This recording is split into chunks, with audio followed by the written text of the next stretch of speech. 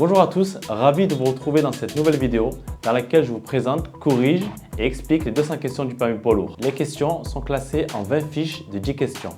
À l'examen, vous allez tirer une fiche avec 10 questions. Les fiches sont notées sur 3 points. Lorsqu'on fait entre 1 et 0 faute, vous avez 3 points. Lorsqu'on fait 2 ou 3 fautes, vous avez 2 points. Lorsqu'on fait 4 fautes, vous avez 1 point. Lorsqu'on fait 5 fautes, vous avez 0. Et 6 fautes, vous êtes éliminé. Dans le descriptif de la vidéo, retrouvez les 20 fiches classées dans l'ordre afin de pouvoir sélectionner celle qui vous intéresse. Je vous souhaite un bon visionnage et réussite à votre examen. Et n'oubliez pas, si la vidéo vous a plu, de vous abonner, de partager et de liker.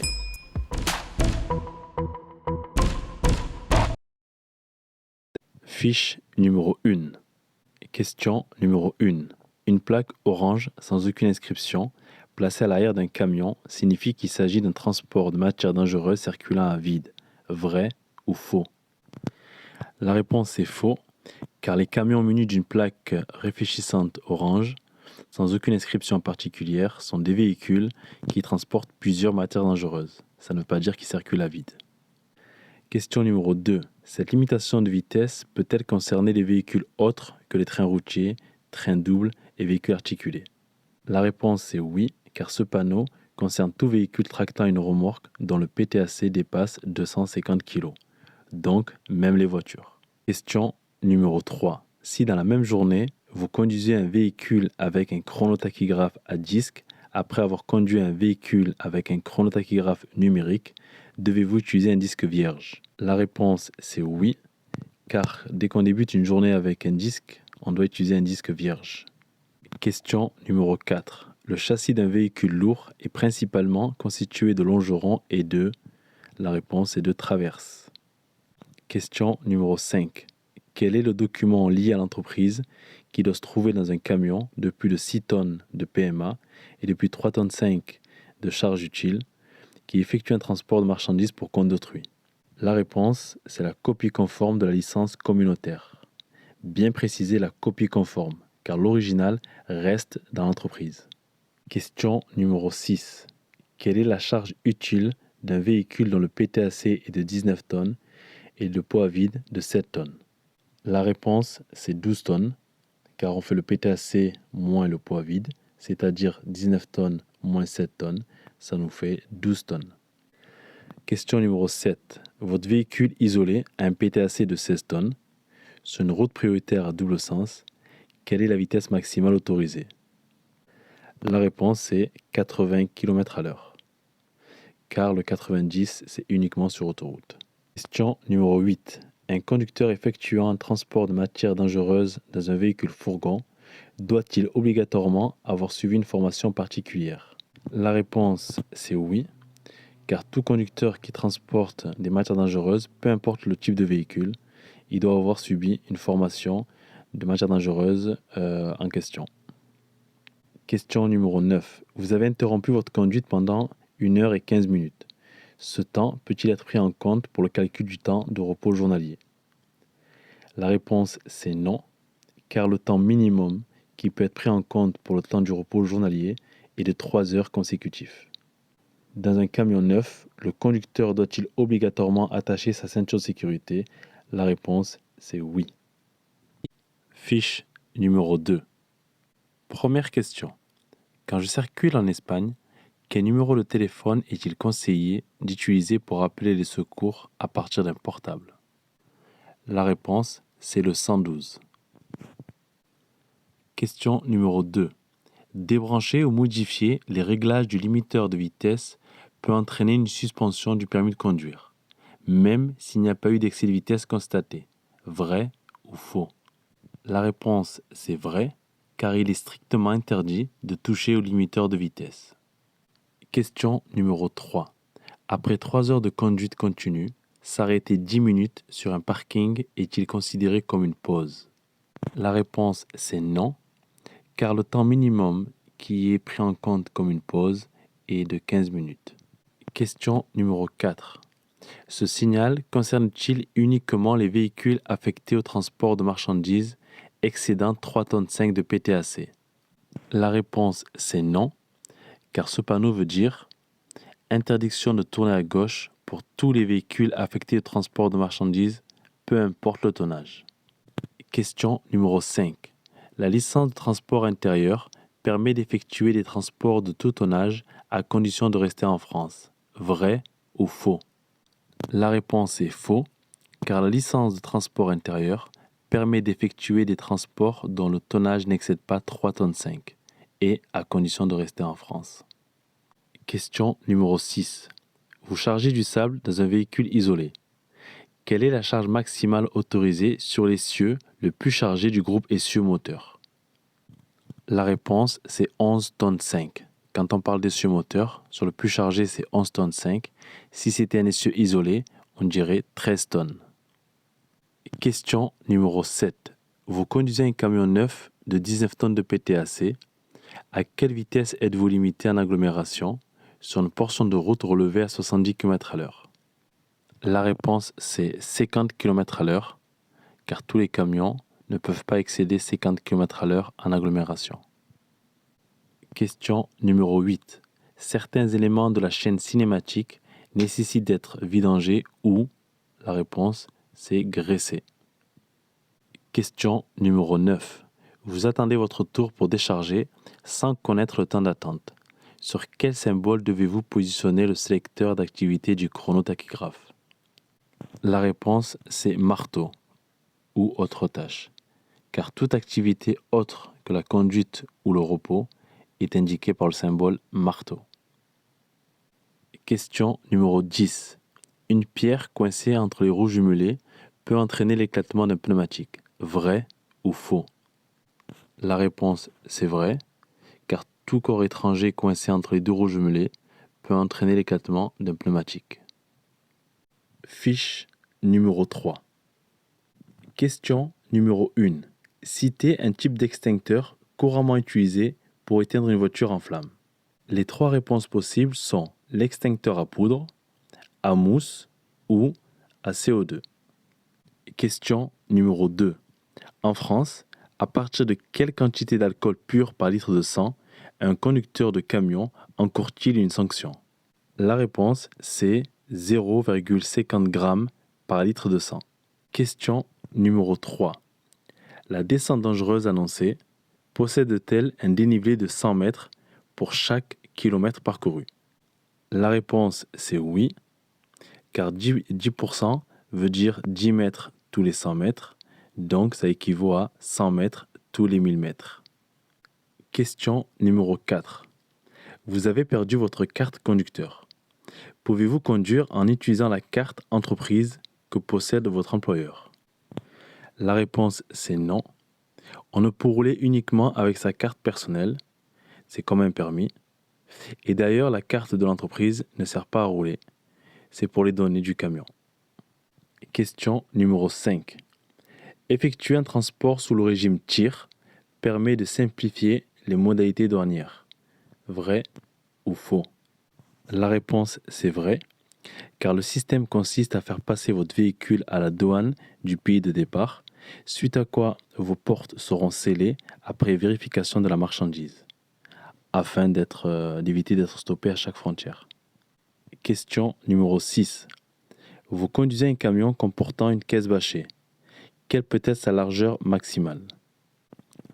La réponse, c'est 2,55 m, qui est la largeur maximale des camions. Et elle peut passer à 2,60 m lorsqu'il s'agit des frigos. Question numéro 7.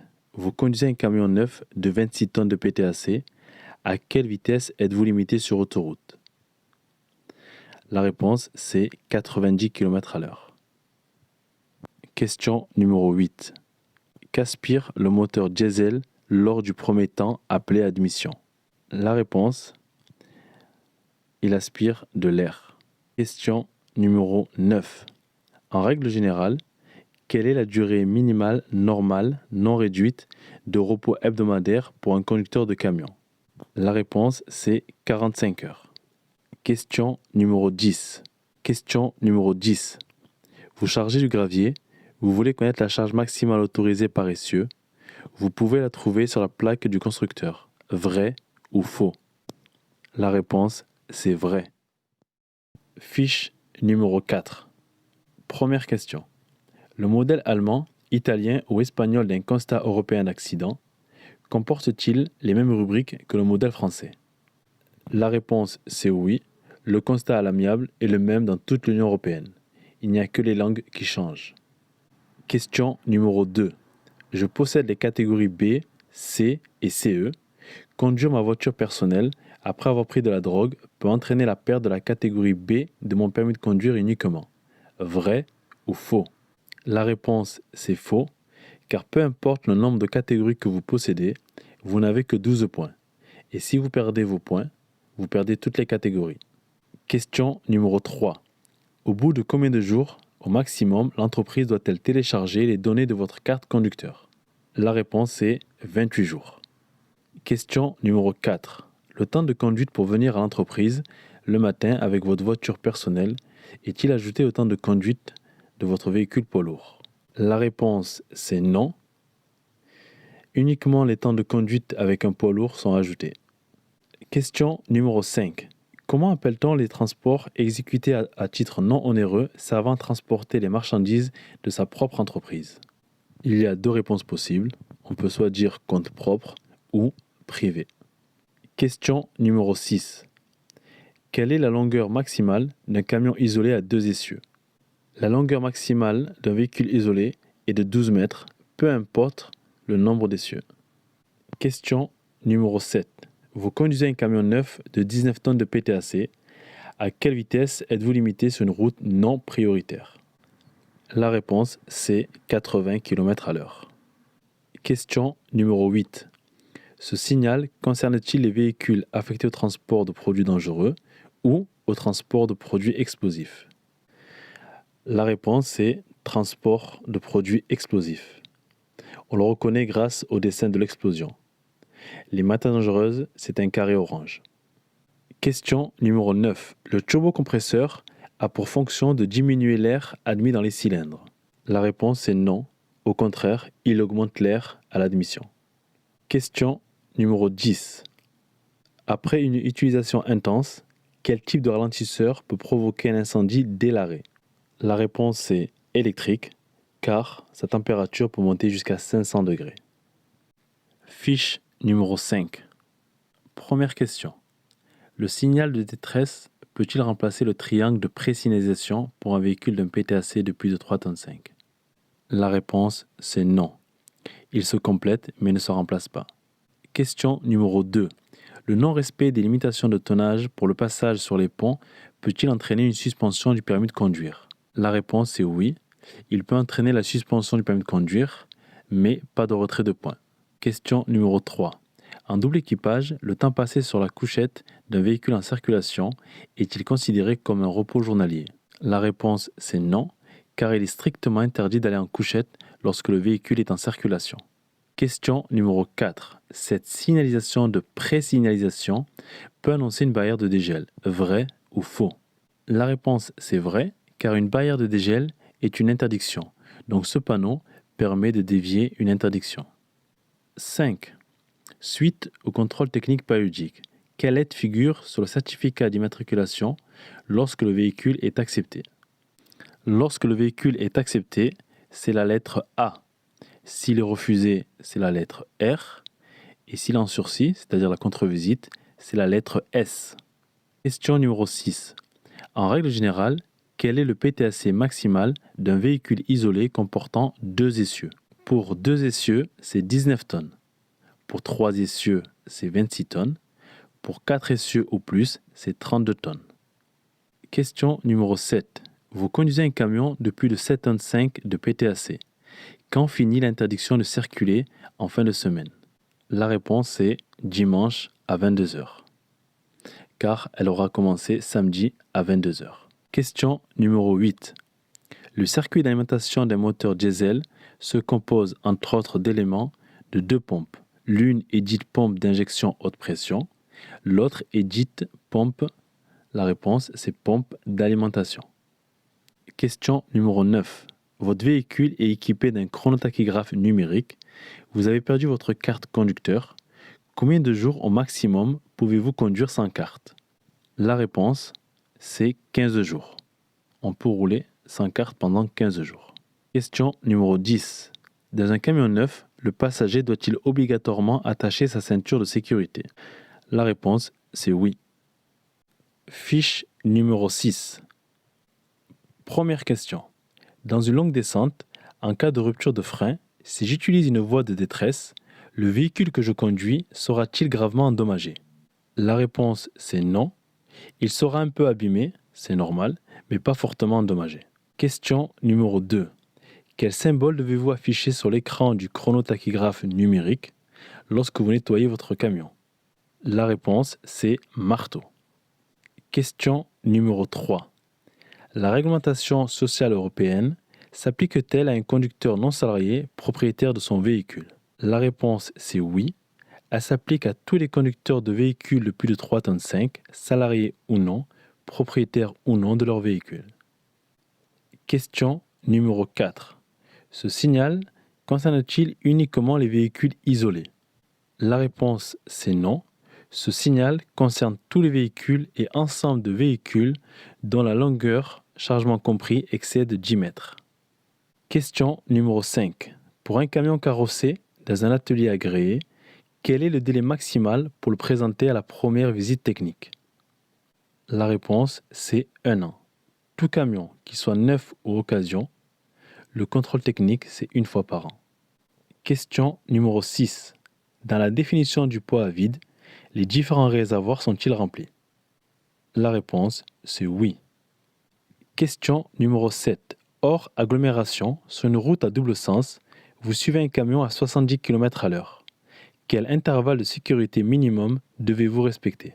La réponse, c'est 50 mètres. Lorsqu'on est hors agglomération, on laissera 50 mètres. Lorsqu'on sera en agglomération, on laissera 2 secondes. Question numéro 8. Les filtres à carburant ou filtres principaux sont situés entre la pompe d'alimentation et la pompe d'injection haute pression. Vrai ou faux? La réponse, c'est vrai. Les filtres principaux se trouvent entre les deux pompes. Question numéro 9. Le conducteur doit pouvoir présenter les preuves de son activité pour la journée en cours et pour les 28 jours précédents. Question numéro 10. Au-delà de quel PTAC les véhicules de transport de marchandises doivent-ils être équipés d'un dispositif complémentaire de signalisation arrière? La réponse, c'est 6 tonnes. Fiche numéro 7. Première question. En cas d'accident dans lequel votre véhicule est en cause, les forces de l'ordre peuvent-elles saisir votre carte conducteur? La réponse, c'est oui, afin de vérifier si vous étiez en infraction. Question numéro 2. Quelle est la catégorie du permis exigé pour conduire un tracteur en solo de 10 tonnes de PTAC et de 38 tonnes de PTRA quand il circule non attelé d'une semi-remorque? La réponse, c'est le permis C, car il suffit uniquement du permis C pour conduire un tracteur solo. Question numéro 3. Le conducteur peut-il bâcher ou débâcher son véhicule pendant une pause? La réponse, c'est non. Pendant une pause, il est strictement interdit de travailler. Question numéro 4. Je circule avec un véhicule mesurant 2,30 m de large. À hauteur de ce signal, puis-je continuer sur cette route? La réponse, c'est oui, car ce panneau indique l'accès interdit à tous les véhicules dont la largeur, chargement compris, dépasse 2,30 m. Question numéro 5. Comment s'appelle le document qui doit accompagner la marchandise lors de tout transport pour compte d'autrui? La réponse, c'est la lettre de voiture. Question numéro 6. Quelle est la longueur maximale d'un camion isolé à 3 essieux? La réponse, c'est 12 mètres. Peu importe le nombre d'essieux. Question numéro 7. Votre camion en charge transporte des denrées périssables. Avez-vous le droit de continuer votre trajet le samedi après 22 h? La réponse, c'est oui, car l'interdiction ne concerne pas les véhicules transportant des denrées périssables, entre autres. Question numéro 8. L'embrayage est un organe mécanique nécessaire au passage des vitesses sur les seules boîtes mécaniques. La réponse, c'est non. car on retrouve également l'embrayage dans les boîtes auto sous forme de coupleur hydraulique. Ici, on ne parle pas de pédale d'embrayage. Question numéro 9.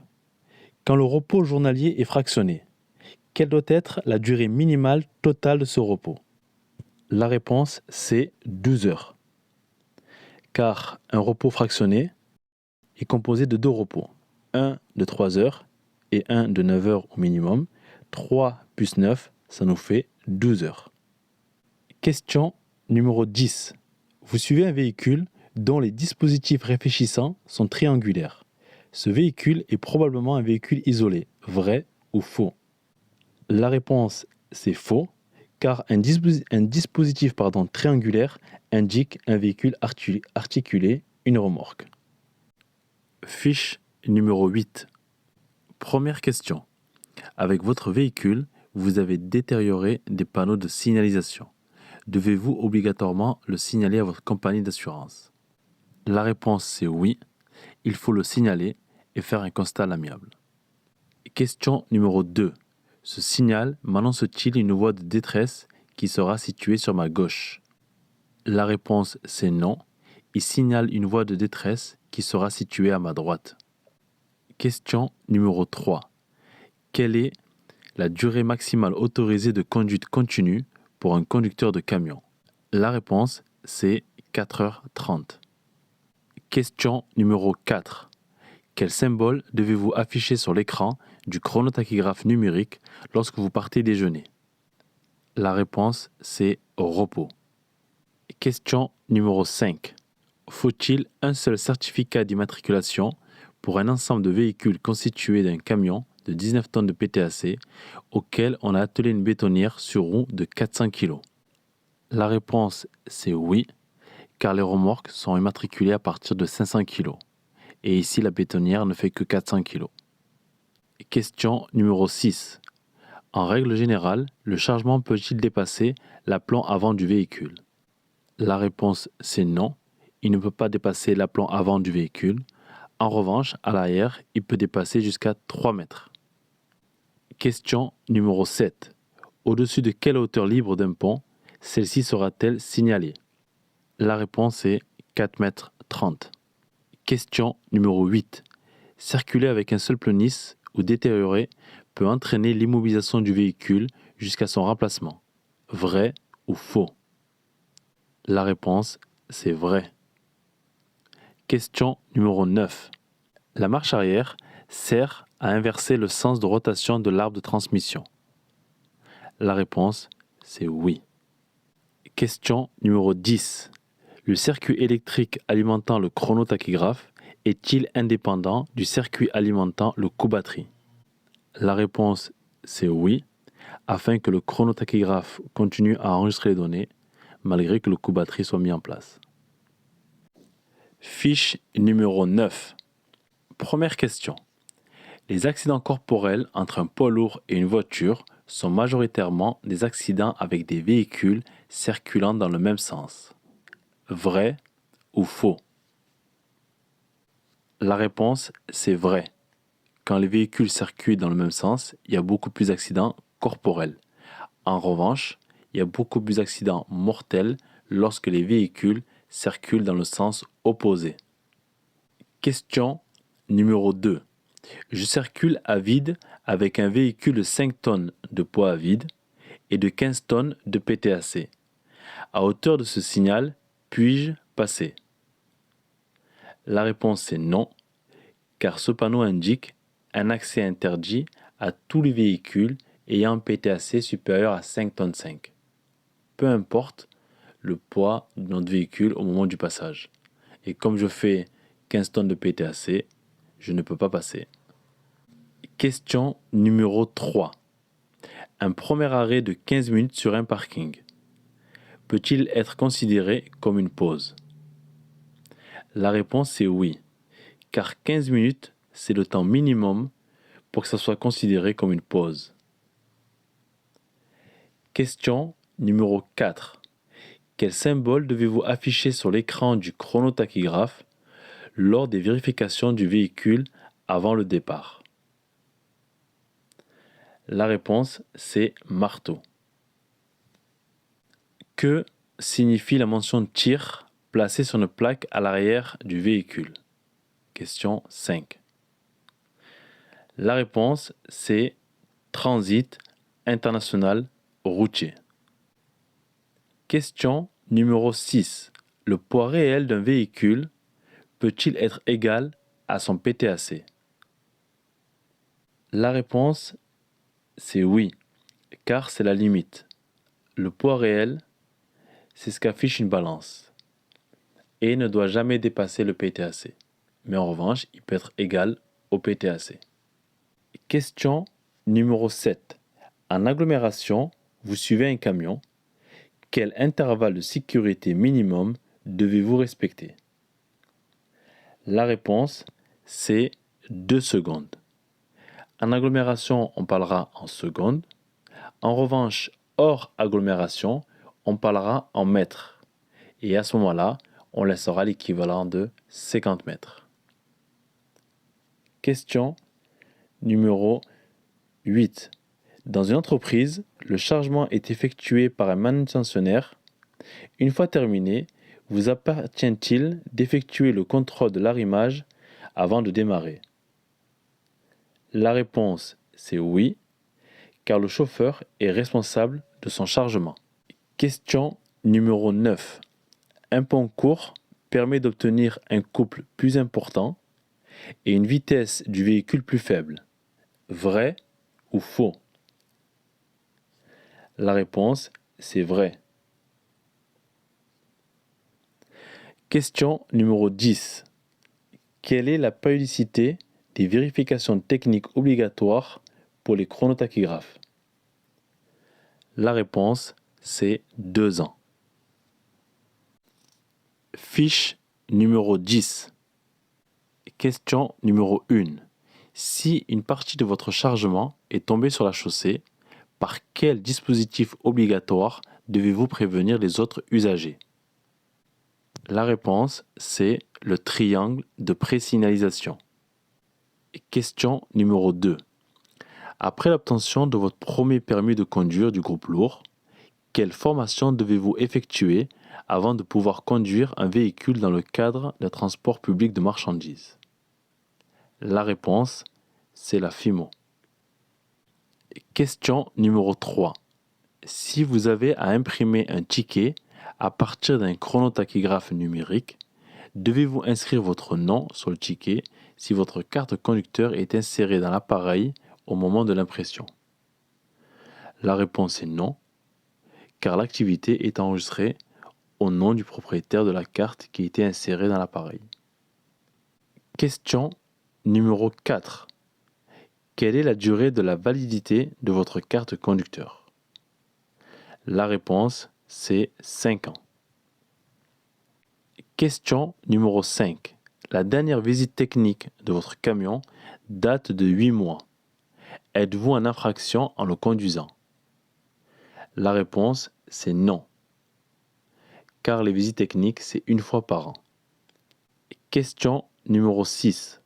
En règle générale, quel est le PTAC maximal d'un véhicule isolé de 3 essieux? La réponse, c'est 26 tonnes. Ce qu'il faut savoir, c'est qu'un véhicule à 2 essieux, c'est 19 tonnes. À 3 essieux, c'est 26 tonnes. 4 essieux ou plus, c'est 32 tonnes. Question numéro 7. En règle générale, un véhicule tracteur en solo est-il soumis aux mêmes vitesses que s'il était attelé? La réponse, c'est oui, car la conduite d'un tracteur solo est très dangereuse et inconfortable. Question numéro 8. Ce signal peut-il concerner les véhicules transportant une faible quantité de produits polluants? La réponse, c'est oui. Question numéro 9. Le mécanisme de l'assistance de direction comprend une bielle pendante. Vrai ou faux? La réponse, c'est vrai.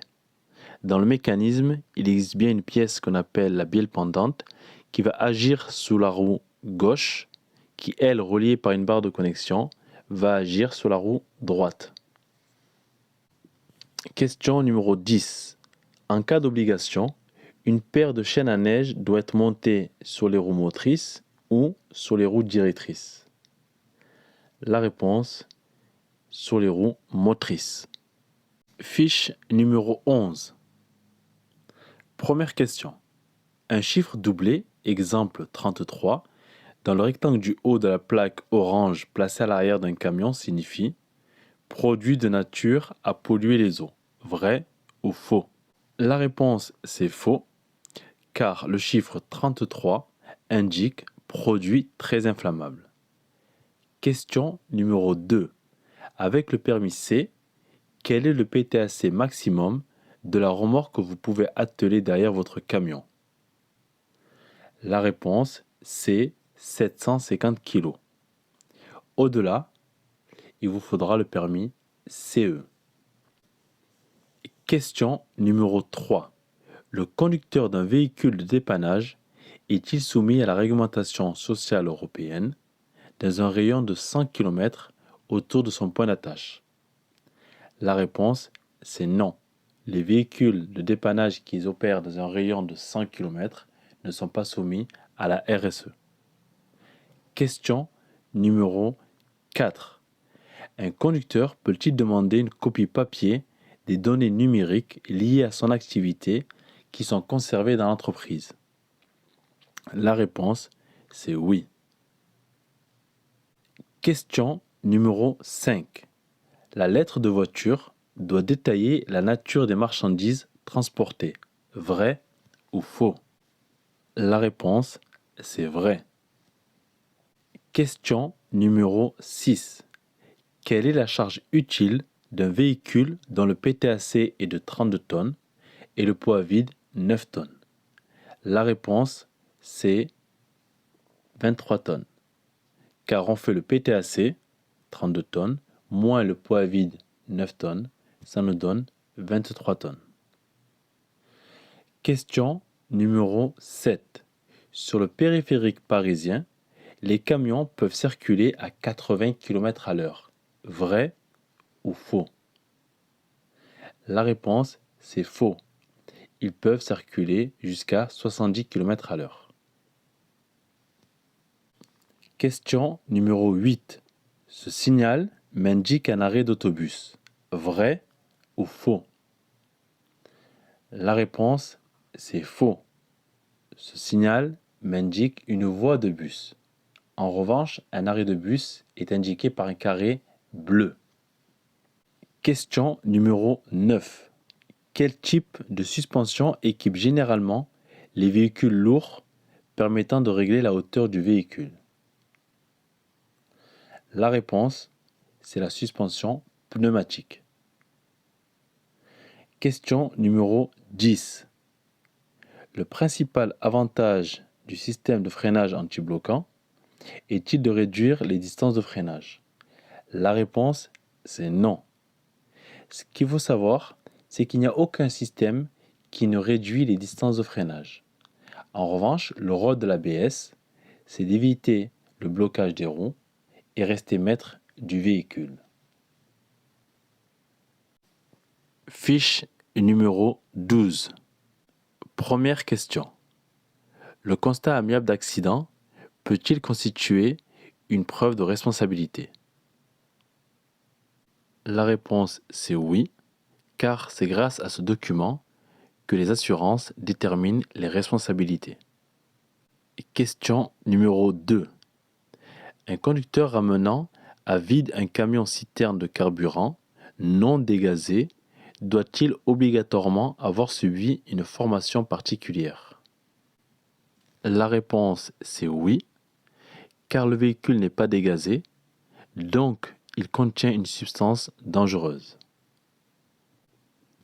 Question numéro 3. Ce signal concerne-t-il les véhicules affectés au seul transport de produits polluants?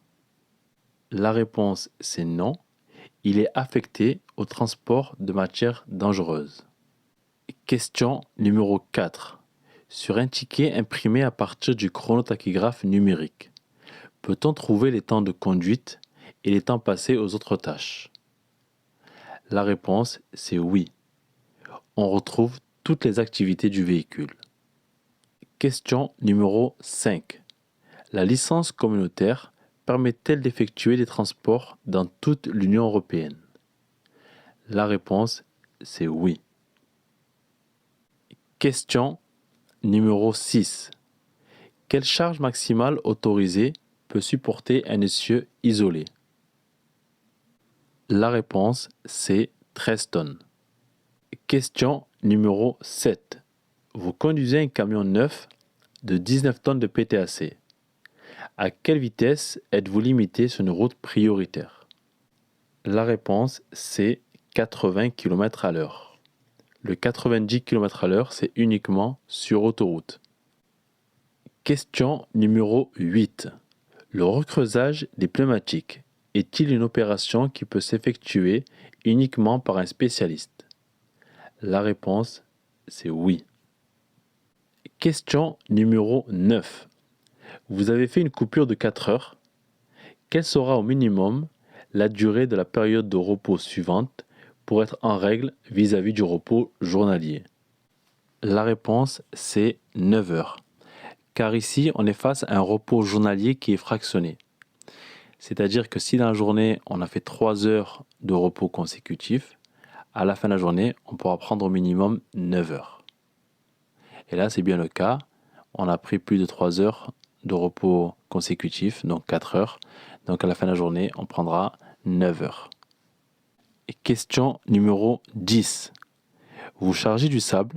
Vous voulez connaître la charge maximale autorisée par essieu. Vous pouvez la trouver sur la plaque de tare et de surface. Vrai ou faux? La réponse est faux. On la retrouve sur la plaque constructeur. Fiche numéro 13. Première question.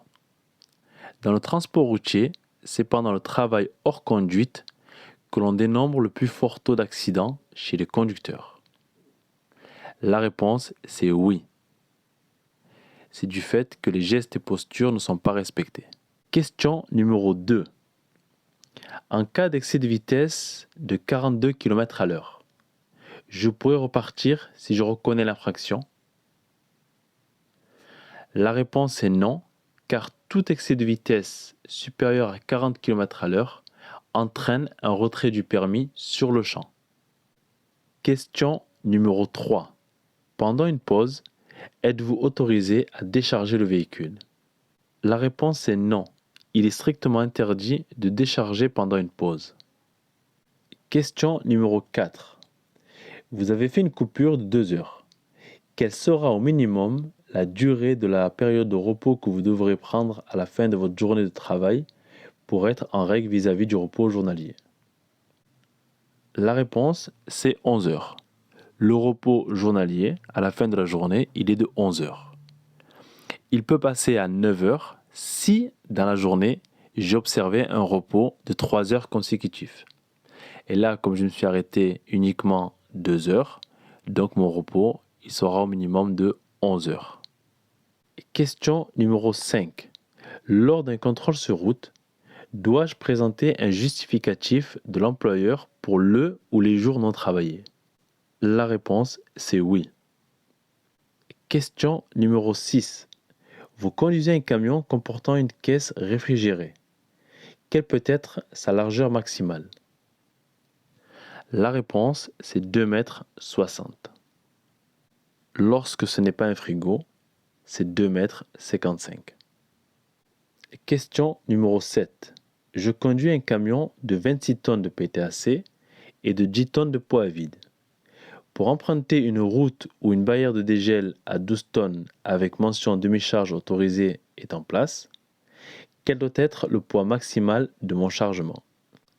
La réponse sera 8 tonnes, car on ne peut passer qu'avec la moitié de notre charge utile.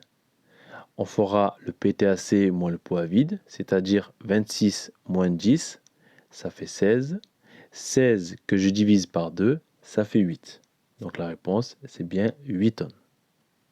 Et question numéro 8. Partant sec, ce signal me concerne-t-il? La réponse, c'est oui. Question numéro 9.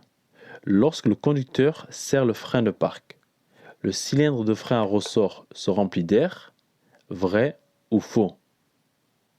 La réponse, c'est faux, car lorsqu'on serre le frein de parc, il se vide d'air. C'est pour éviter, en cas de fuite, que le frein ne se desserre. Question numéro 10. Quelle est la profondeur minimale en millimètres des rainures principales d'un pneumatique de poids lourd? La réponse, c'est 1 mm. Fiche numéro 14. Première question. En cas d'accident, les données du chronotachygraphe numérique peuvent-elles servir de preuve devant un tribunal?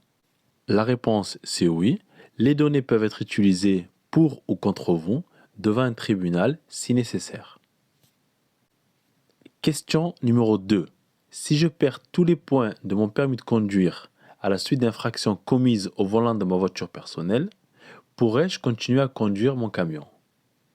La réponse, c'est non. Si l'on perd tous ces points, on perd également toutes les catégories que possède votre permis de conduire. Question numéro 3. Ce signal interdit-il de dépasser les seuls véhicules dont le PTAC dépasse 3,5 tonnes? La réponse, c'est non. Ce signal indique dépassement interdit à tous les véhicules affectés au transport de marchandises de plus de 3,5 tonnes, de dépasser tous les véhicules en moteur, sauf les 2 roues sans sidecar. Question numéro 4. Vous conduisez sans vous arrêter depuis 8 heures ce matin. Il est 12h40. Êtes-vous en infraction? La réponse, c'est oui, car on peut rouler sans s'arrêter pendant 4h30, alors qu'ici, on roule depuis 4h40. Question numéro 5. Lors d'un contrôle des temps de conduite et de repos sur la route, en plus de la journée en cours, sur quelle période devez-vous pouvoir présenter les données? La réponse, c'est 28 jours. Question numéro 6. Vous conduisez un véhicule isolé à 2 essieux. Est-il possible d'être en surcharge sur l'essieu arrière si le poids réel ne dépasse pas le PTAC? La réponse, c'est oui, c'est possible.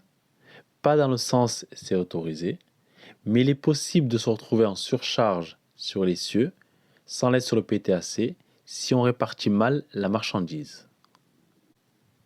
Question numéro 7. Vous conduisez un camion neuf de 19 tonnes de PTAC. À quelle vitesse êtes-vous limité sur route à sens unique prioritaire? La réponse, c'est 80 km/h.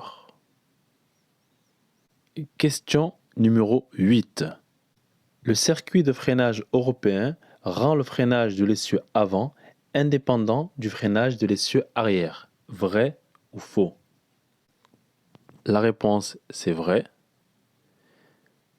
Éventuellement, si l'un des deux systèmes tombe en panne, l'autre peut rester en fonction. Question numéro 9. Vous vous arrêtez pour faire le plein de carburant. Sur quel symbole devez-vous positionner le sélecteur d'activité du chronotachygraphe? La réponse, c'est marteau. Question numéro 10. Au-delà de quel PTAC un extincteur à poudre de 6 kg minimum placé à l'extérieur doit-il équiper un camion neuf? La réponse, c'est 7,5 tonnes. Fiche numéro 15. Question numéro 1. Sur autoroute, en cas d'incident, pour appeler le secours, vaut-il mieux utiliser une bande d'appel ou son téléphone portable? La réponse, c'est la bande d'appel, car on est plus vite localisé. Question numéro 2. Sur une route à double sens limitée à 70 km/h. Lors d'un contrôle routier, votre carte conducteur indique que vous rouliez à 80 km/h. Pouvez-vous être sanctionné? La réponse, c'est oui, car les données restent enregistrées. Question numéro 3. Vous rentrez chez vous le soir avec le camion de l'entreprise. Le matin, le temps de conduite pour vous rendre au dépôt est-il compté comme du temps de conduite? La réponse, c'est oui. Toute conduite à bord d'un camion est comptée comme du temps de conduite. Question numéro 4. Après 2 heures de conduite, Quelle est la durée minimale d'un premier arrêt pouvant être pris en compte comme une pause? La réponse, c'est 15 minutes. Question numéro 5. Dans le cadre d'un transport public, peut-il y avoir une lettre de voiture avec un état récapitulatif dans le véhicule pour plusieurs voyages? La réponse, c'est oui. Question numéro 6. Quelle est la majoration maximale autorisée du PTAC pour un véhicule équipé d'un dispositif ralentisseur pesant 400 kg? La réponse, c'est 400 kg, car la majoration est égale au poids du ralentisseur dans la limite de 500 kg. Question numéro 7. Vous conduisez un tracteur solo de 19 tonnes de PTAC et de 38 tonnes de PTRA. À quelle vitesse êtes-vous limité sur une route non prioritaire? La réponse, c'est 60 km/h. Pour les tracteurs routiers, sur une route non prioritaire, c'est 60. Sur une route prioritaire, c'est 80. Et sur autoroute, c'est 90 km/h. Question numéro 8. En agglomération, ce signal est-il implanté 50 mètres avant le carrefour à sens giratoire? La réponse, c'est oui, car les panneaux de danger en agglomération sont implantés 50 mètres avant.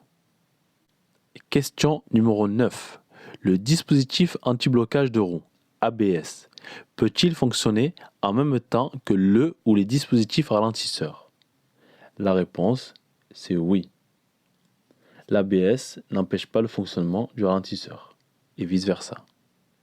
Question numéro 10. Où doit se trouver l'extincteur obligatoire sur un véhicule isolé neuf de transport de marchandises de plus de 7,5 tonnes? À l'intérieur ou à l'extérieur? La réponse, c'est à l'extérieur. Fiche numéro 16. Première question.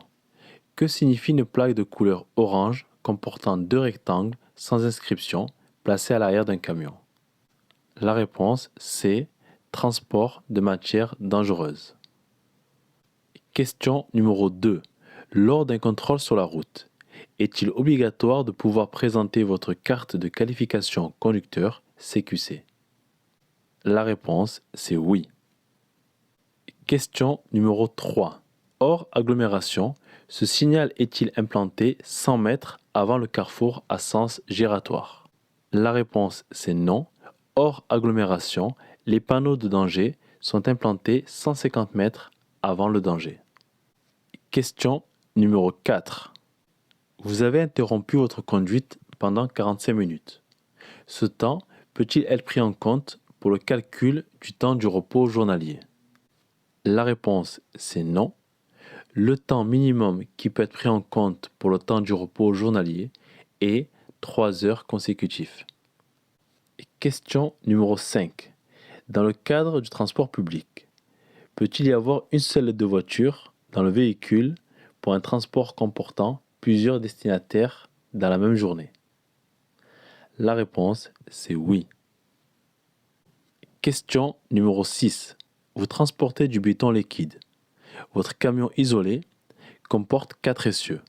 Lors de la pesée avant de partir, le ticket annonce 30,5 tonnes. Avez-vous le droit de prendre la route?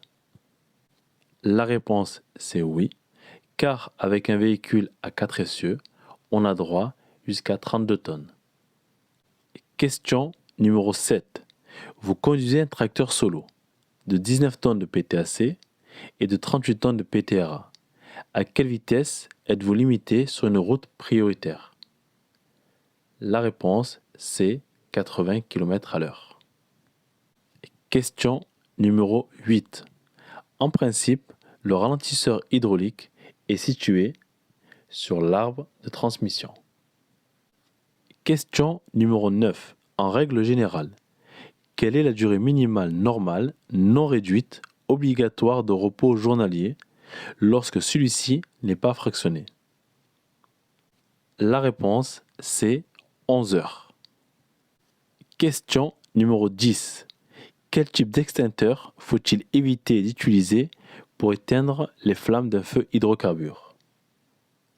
La réponse, c'est un extincteur à eau, car un feu hydrocarbure est un feu qui contient de l'huile. Fiche numéro 17. Question numéro 1. Dans le transport, les accidents avec blessure du chauffeur sont plus nombreux en circulation que hors circulation. Vrai ou faux? La réponse, c'est faux, car il y a beaucoup plus d'accidents hors circulation du fait que les gestes et postures ne sont pas respectés. Question numéro 2. Quelle est la catégorie du permis exigé pour conduire un véhicule de transport en commun comportant 45 places circulant à vide? La réponse, c'est le permis D. Question numéro 3.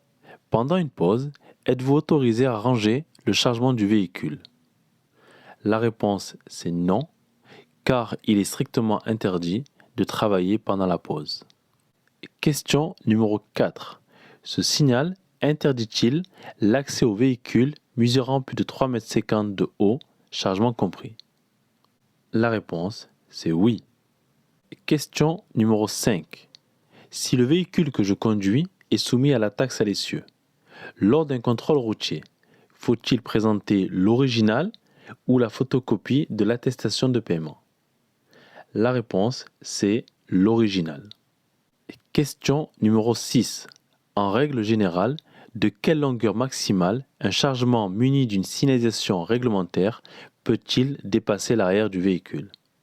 La réponse, c'est 3 mètres. Question numéro 7. Vous conduisez un tracteur solo de 19 tonnes de PTAC et de 38 tonnes de PTRA.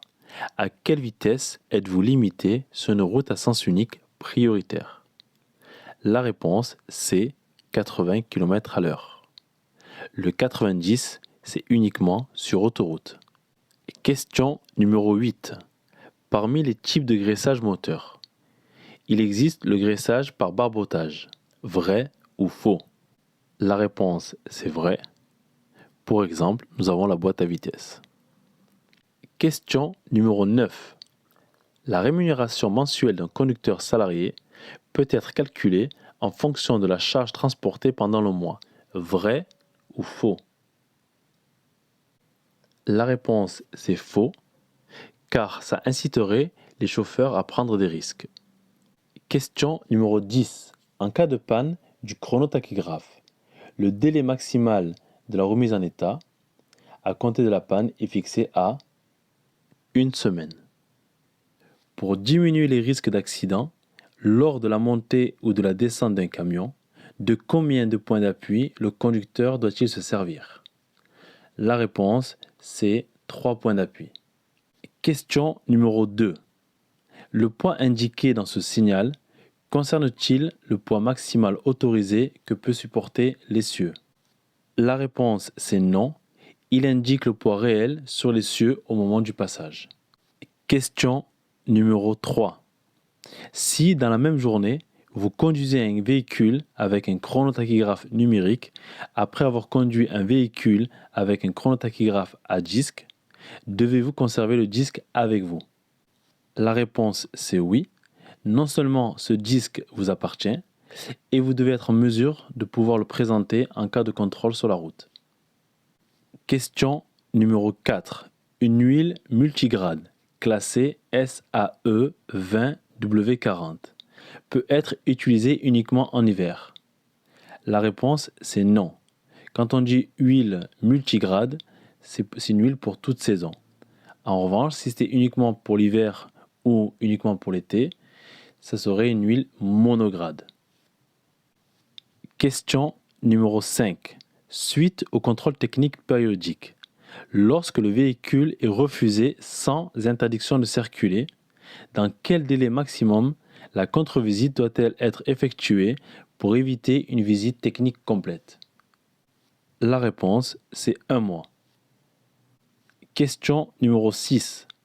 Vous conduisez un camion de 2,50 m de large, ne comportant pas de caisse réfrigérée. Votre chargement peut-il atteindre 2,60 m de large? La réponse, c'est non. 2,60 m, c'est uniquement pour les camions frigo. Question numéro 7. Un véhicule isolé de 26 tonnes de PTAC doit comporter à l'arrière un ou des disques de limitation de vitesse. Quelles sont là où les vitesses indiquées à l'arrière de ce camion? La réponse, c'est 90 et 80. Question numéro 8. Au-delà de quel taux de surcharge en pourcentage le camion pourra-t-il être immobilisé jusqu'au déchargement de l'excédent? La réponse, c'est 5%. Question numéro 9. La rémunération mensuelle d'un conducteur salarié peut être calculée en fonction de la distance parcourue pendant le mois. Vrai ou faux? La réponse, c'est faux, afin d'éviter que les chauffeurs prennent des risques. Question numéro 10.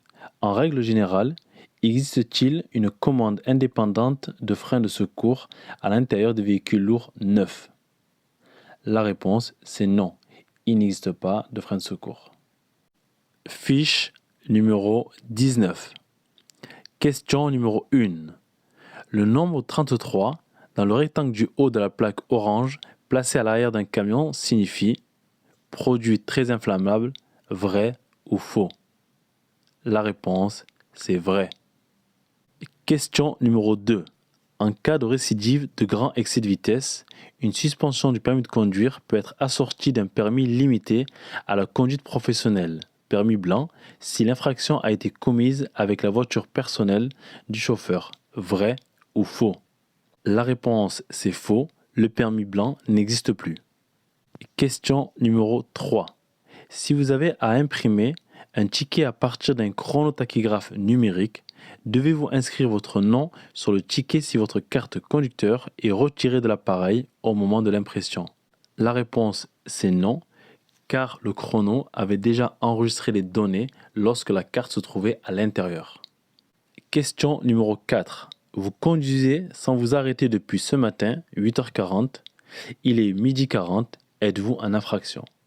La réponse, c'est non, étant donné qu'on peut rouler jusqu'à 4h30 sans s'arrêter, et là, ça ne fait que 4 heures. Question numéro 5. Suite au contrôle technique périodique, quelle lettre figure sur le certificat d'immatriculation lorsque le véhicule est refusé sans interdiction de circuler? La réponse, c'est la lettre S. Question numéro 6. Le chargement d'un véhicule peut-il dépasser 4 mètres de haut? La réponse, c'est oui, car la hauteur n'est pas limitée. Question numéro 7. Au-delà de quel tonnage les camions sont-ils concernés par les interdictions de circuler de fin de semaine? La réponse, c'est 7,5 tonnes. Et l'interdiction, c'est de samedi 22h à dimanche 22h. Question numéro 8. Mon véhicule a un poids vide de 5 tonnes et un PTAC de 12 tonnes. Ce signal me concerne-t-il? La réponse, c'est oui, car le poids indiqué sur le panneau indique le PTAC concernant le panneau.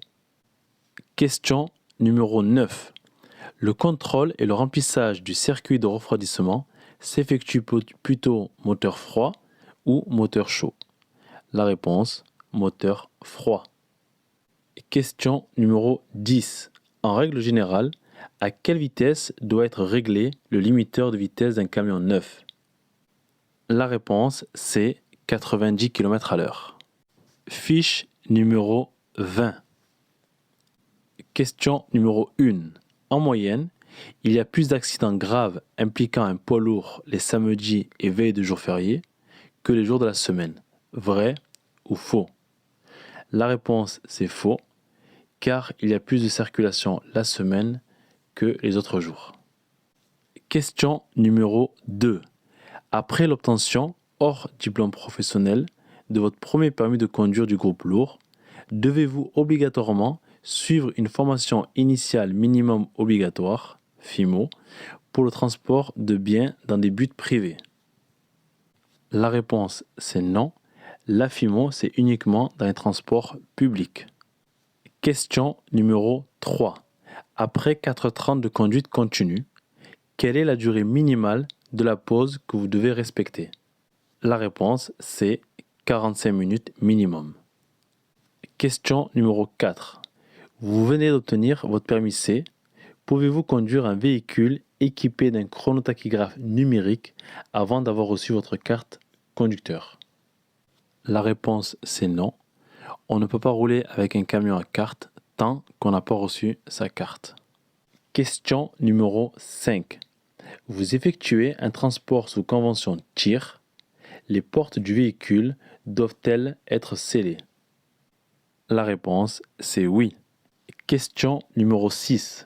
Vous transportez du béton liquide. Votre camion isolé comporte 4 essieux. Lors de la pesée avant de partir, le ticket annonce 32,8 tonnes. Avez-vous le droit de prendre la route? La réponse, c'est non, car un véhicule à 4 essieux est limité à 32 tonnes. Question numéro 7. Vous conduisez un camion de plus de 7,5 tonnes de PTAC. En règle générale, quand débute l'interdiction de circuler en fin de semaine? La réponse, c'est samedi, 22h. Question numéro 8. Sur cette chaussée, la hauteur des arbres est susceptible d'être inférieure à 4,30 m. Vrai ou faux? La réponse, c'est vrai.